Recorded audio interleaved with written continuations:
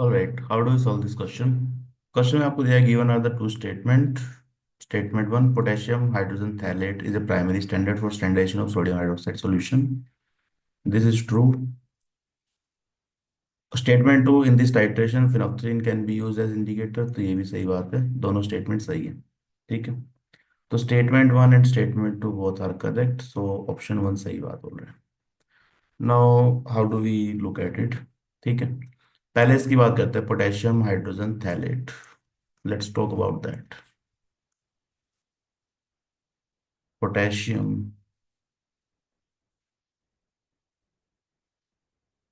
Potassium hydrogen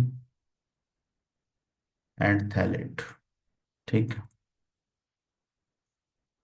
phthalate. तो phthalic acid आपको पता होगा. You know phthalic acid. So this is phthalic acid.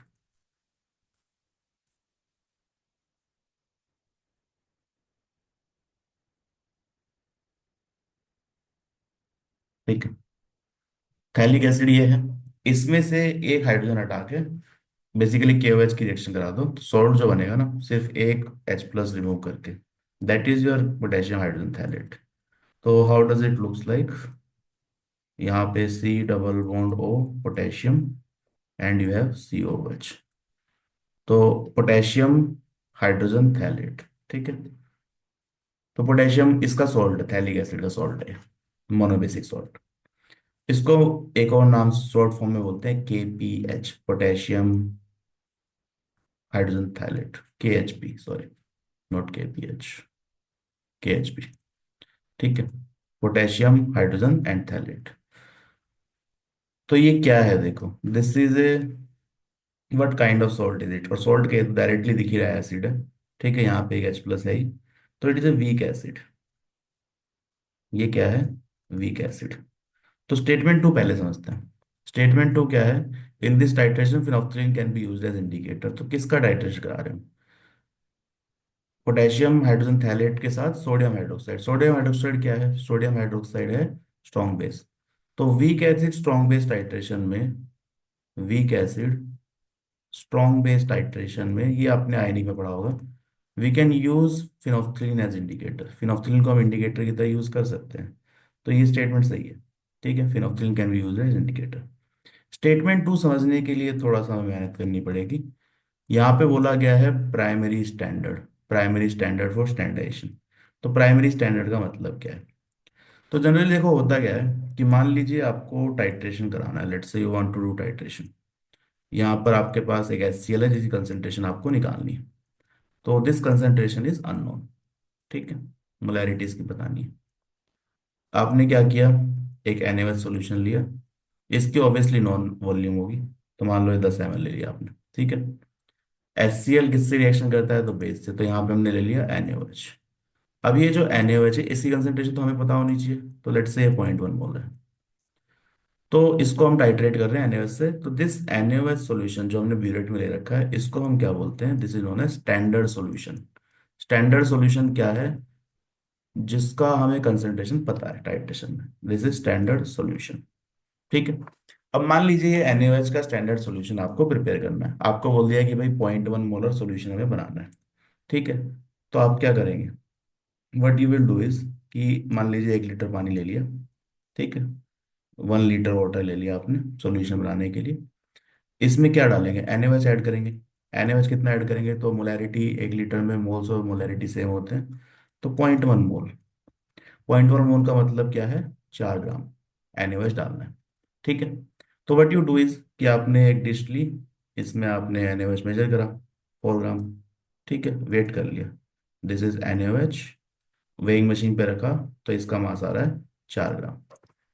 अब देखो इस पूरे प्रोसीजर में प्रॉब्लम क्या है. NaOH जो है ना, NaOH is a hygroscopic. NaOH is hygroscopic. आपको लगेगा कि हमने 4 ग्राम NaOH डाला तो 0.1 मोल आ गया, but that is not true. It is hygroscopic. Hygroscopic का मतलब क्या होता है? हाइग्रोस्कोपिक का मतलब है इट एब्जॉर्ब्स वाटर. तो अगर एयर में मॉइस्चर होगा, जो कि हमेशा होता ही है, इट एब्जॉर्ब्स वाटर. तो ये एयर में से मॉइस्चर एब्जॉर्ब कर लेता है. तो एक्चुअली आप अज्यूम कर रहे हैं कि आपने NaOH लिया है. But what you have done is you have taken this XH2। अब ये x अगर मुझे पता हो तो कोई दिक्कत नहीं है, we can find out molar mass, ठीक है।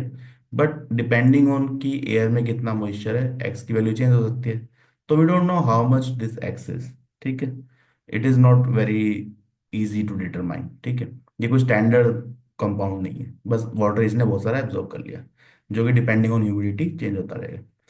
तो आपने सोचा कि हमने क्या लिया है, आपने लिया है मोल 4/40.1, जो कि गलत है। आपने क्या करा है, यहाँ पे आप मोल निकालेंगे तो व्हाट यू विल गेट, मास तो 4 ग्राम है, मोलर मास 40 NaOH प्लस ये 18 इंटू एक्स, ये भी तो आ जाएगा। तो this is the actual mole that you have taken. और ये एक्स पता करने का मेरे पास कोई तरीका नहीं है, वैसे मेथड तो है but it will be complicated, ठीक है।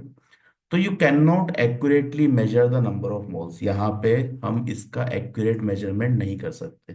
ये चीज समझ में आ रही है कि NaOH मुझे अगर 0.1 मोल लेना है, तो क्योंकि हमें एक्स की वैल्यू नहीं पता है कितना वाटर एब्जॉर्ब हो रहा है, it will keep on changing, x constant नहीं है।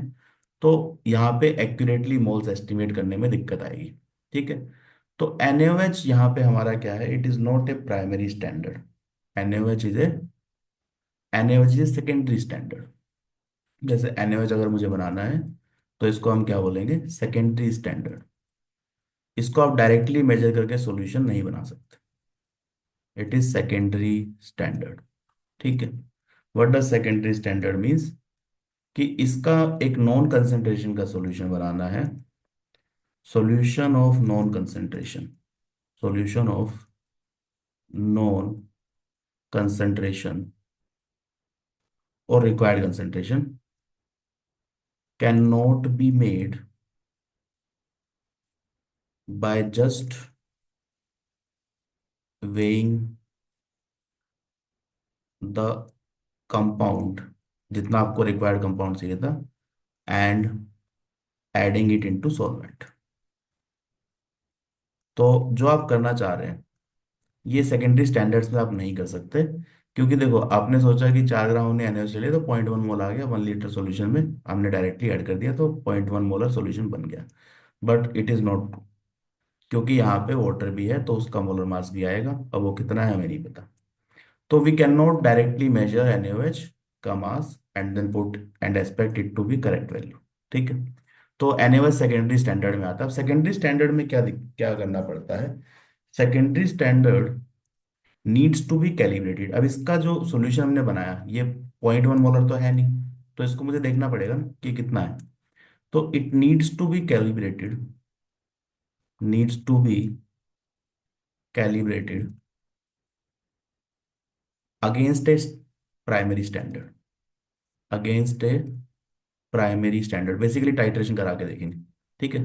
प्राइमरी स्टैंडर्ड, और वो प्राइमरी स्टैंडर्ड यहाँ पर क्या है, वो प्राइमरी स्टैंडर्ड है potassium hydrogen phthalate. This is your primary standard in case of NaOH। वो सिंपल भी है देखो, कि NaOH का टाइट्रेशन कराना है तो NaOH बेस है, तो we need some kind of acid, तो ये एसिड ले लिया हमने। इनकी प्रॉपर्टी क्या होती है कि प्राइमरी स्टैंडर्ड क्या होता है, इसको आप एक्यूरेटली मेजर कर सकते हैं, यहाँ वाटर क्रिस्टलाइजेशन जैसी चीज नहीं आएगी। तो solution of non concentration, solution of primary standard में क्या होगा, solution of non concentration can be prepared accurately, can be prepared by weighing weighing the compound and adding it to solvent। इसमें फिर आपको बार बार टाइट्रेशन करने की जरूरत नहीं है, adding it into the solvent, ठीक है। तो यहाँ पे आपने जो भी आप मास लेंगे तो मोलर मास पूरा आएगा। तो ये एक्सपेक्ट यहाँ पे क्या है, कि इनको आप एक्यूरेटली मेजर करके डालेंगे तो मोल सही आएंगे। रीजन क्या है, तो यहाँ पे रीजन क्या था, यहाँ पे हाइग्रोस्कोपिक था, तो अगर कंपाउंड वाटर एब्जॉर्ब ही ना करे, ठीक है, बहुत सारे कंपाउंड जो नहीं करते, तो it can be directly used, तो यहाँ पे वो एक्स का फैक्टर नहीं आएगा ये वाला, ठीक है। तो प्राइमरी स्टैंडर्ड के लिए कंडीशन क्या है, कि भाई ये होना चाहिए stable, do not absorb water, बहुत सारी कंडीशन है। डू नॉट, ये तो पहली कंडीशन हो गई कि वाटर एब्जॉर्ब ना करे, डू नॉट एब्जॉर्ब वाटर, ठीक है। Then it should be stable, ऐसा नहीं कि डिकम्पोज हो जाए टाइम के साथ, it should be stable, it should be dry, ठीक है, वाटर वाले पार्ट आ गया। It should have high purity, impurity ज़्यादा नहीं होनी चाहिए, इजीली अवेलेबल होना चाहिए, तो बहुत सारी कंडीशन है। ठीक है। तो these are known as primary standard, जिन जो वाटर एब्जॉर्ब नहीं करते, तो इसमें हम जितने मोल थ्योरेटिकल एस्टिमेशन करेंगे वही एक्चुअल भी होगा। ठीक है। नाउ प्राइमरी स्टैंडर्ड समझ में आ गया हमें, और सेकेंडरी स्टैंडर्ड समझ में आ गया। अब यहाँ पे करते क्या है, प्राइमरी स्टैंडर्ड कुछ एग्जांपल्स ले लेते हैं, लेट्स से। प्राइमरी स्टैंडर्ड के एग्जांपल क्या है? You have sodium carbonate, sodium carbonate, then you have sodium tetraborate. ठीक है। Then you have this potassium hydrogen phthalate, oxalic acid भी ले सकते हैं, oxalic acid. Then you have ferrous ammonium sulphate, ferrous ammonium sulphate. तो ये कुछ example है। ठीक है। तो ये सब इंफॉर्मेशन कहाँ दे रखी है? तो एनसीईआरटी की लैब मैनुअल में चेक करिए आप, एनसीईआरटी लैब मैनुअल। तो क्वेश्चन भी एक्चुअली वहीं से ही बनाया है, चेक एनसीईआरटी लैब मैनुअल। तो प्राइमरी सेकेंडरी स्टैंडर्ड वहाँ पे बता रखे हैं। ठीक है। तो प्राइमरी स्टैंडर्ड क्या है? जिनका सॉल्यूशन हम डायरेक्टली प्रिपेयर कर सकते हैं, ये वाटर एब्जॉर्ब नहीं करते, तो जितने मोल हम एक्सपेक्ट कर रहे हैं उतने ही आते हैं। यहाँ पे क्या है, जो सब्सटेंस वाटर एब्जॉर्ब कर लेगा तो मोलर मास चेंज हो जाएगा। ठीक है। तो आपके मोल्स का एस्टिमेशन एक्यूरेट नहीं होगा, तो डायरेक्टली प्रिपेयर नहीं कर सकते। तो अब कैसे प्रिपेयर करते हैं? तो मान लीजिए सॉल्यूशन आपने बनाया। ठीक है। अब इसको क्या करेंगे, हम टाइट्रेट करेंगे। तो जो हमने सॉल्यूशन बनाया NaOH का स्टैंडर्ड सॉल्यूशन, उसमें से कुछ सॉल्यूशन हमने ले लिया। ठीक है। हम 0.1 एक्सपेक्ट कर रहे हैं, लेकिन 0.1 आएगा नहीं, ये हमें पता है। तो यहाँ पे हमने ले लिया KPH। ठीक है। Weak acid, KHP, potassium hydrogen phthalate. तो this is a weak acid, और ये क्या है? Strong base.